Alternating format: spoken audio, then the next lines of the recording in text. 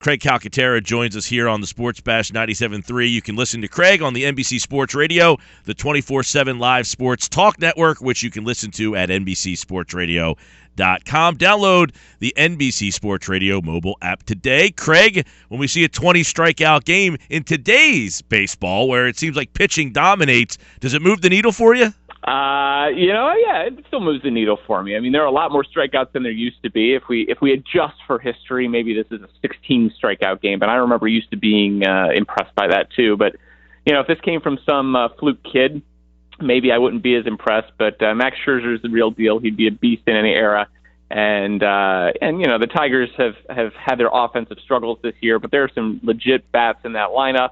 Hall of Fame bat in Miguel Cabrera, the only guy who didn't strike out last night, Victor Martinez.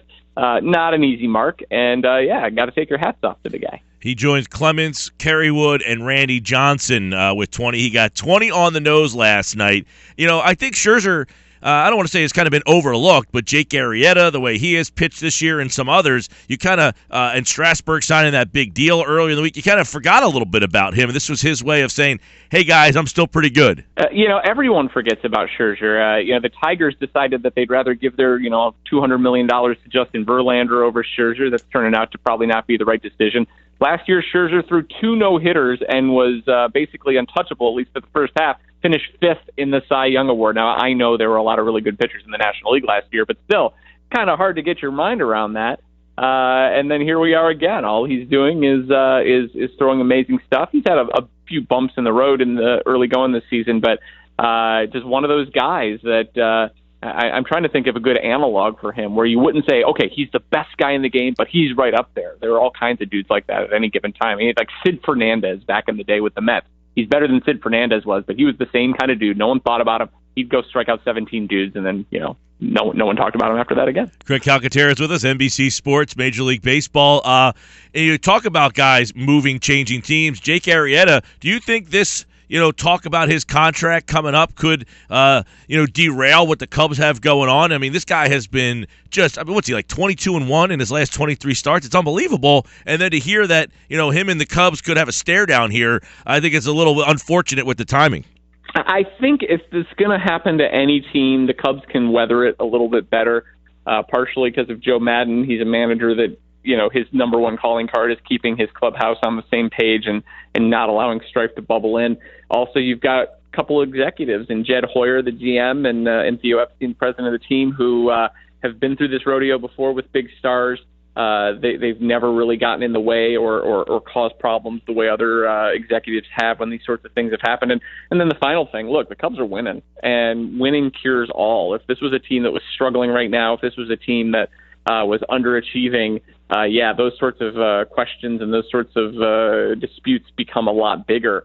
But when you're running away with what should have been the toughest division in baseball and just completely kicking butt and taking names, it's easy for everyone to say, hey, look, we'll just deal with that in November, and right now we're okay. Hey, Craig, the Phillies are continuing to play some good baseball. I think the surprise to many now, they're playing the Braves. They lost to a horrendous Braves team last night, but for the most part, the fact that they're in the top 10 victories in baseball, when does Cinderella's slipper fall off for them, or do you think this team has some legs? Are there some surprises about this team that you think could last?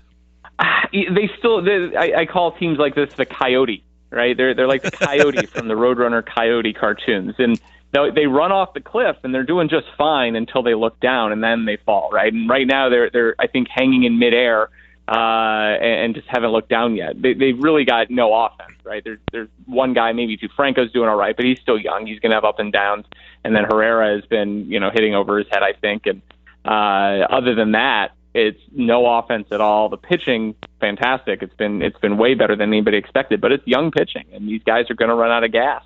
And it happens all the time. This is a great way to build a team. This is how you get to where you want to go. These guys take their lumps over the course of a long season, but right now I think as the weather starts to warm up is when it's going to start getting hard for them. As they go through the league a second time, it's going to get hard for them.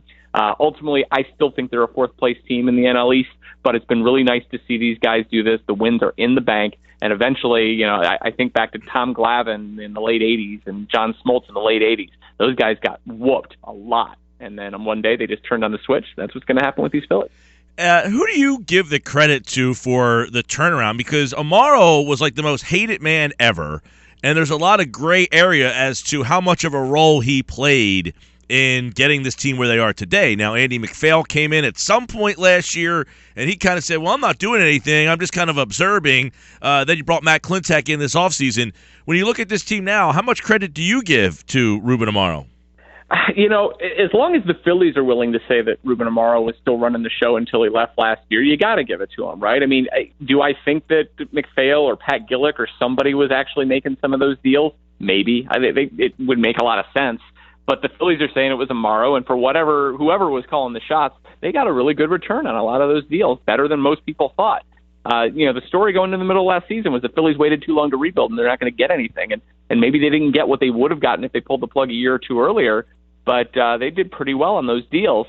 If you want to talk credit, though, let's talk Pete Makinen.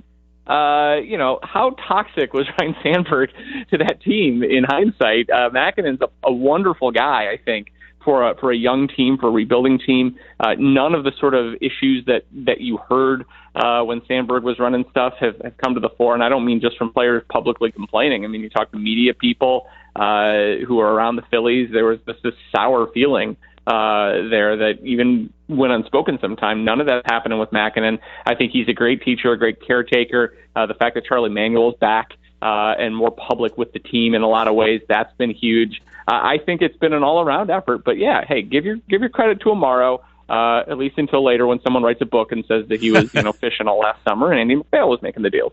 It's Vince Velasquez tonight, by the way. Aaron Blair goes for the Braves, who are like historically bad at home. Is this going to be a historically bad year at the end for Atlanta?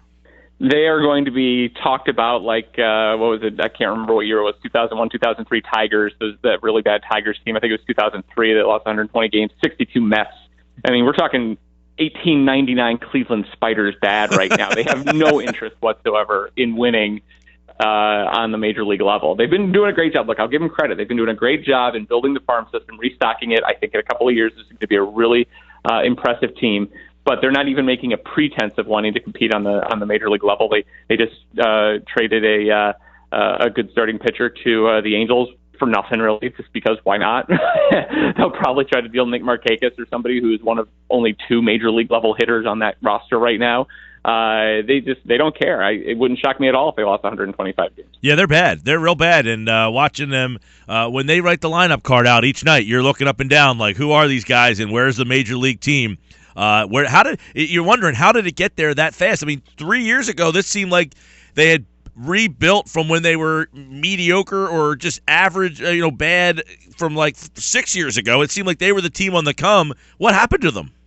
They won 90-some games in 2013 in the division. They're in the playoffs. It was ridiculous. And, they had the Uptons, and they had Jason Hayward, Brian McCann, all these guys, and there was no reason why. And there were some problems, right? The starting pitching was a little thin. They had a bunch of pitching injuries that, guys with Tommy John surgeries, like three key dudes that they thought would be part of their rotation that went down with Tommy John.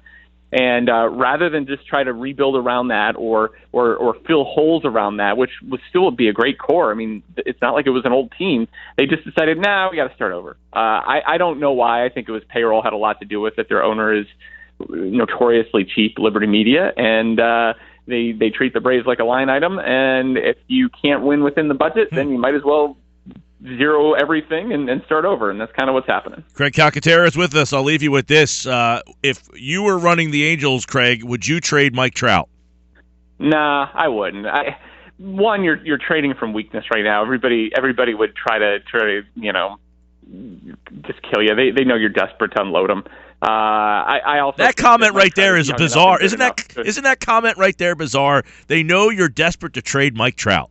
I know, right? But that's what everybody's talked about in the last week, especially since Garrett Richards went down. And I think that if Mike Trout was 28 or 29, maybe you'd have a different conversation. But there's no reason whatsoever why Mike Trout can't still be in his prime when the Angels are good again. And you don't be the Braves. You got to have some reason for people to show up at the ballpark, right? Mike Trout's best player in baseball. That's a pretty good reason and good way to build. Craig Calcaterra, NBC Sports Radio, the 24/7 live sports talk network. You can listen at NBCSportsRadio.com and download the NBC Sports Radio mobile app today. Craig, it's always a pleasure, pal. All right. Thanks a lot.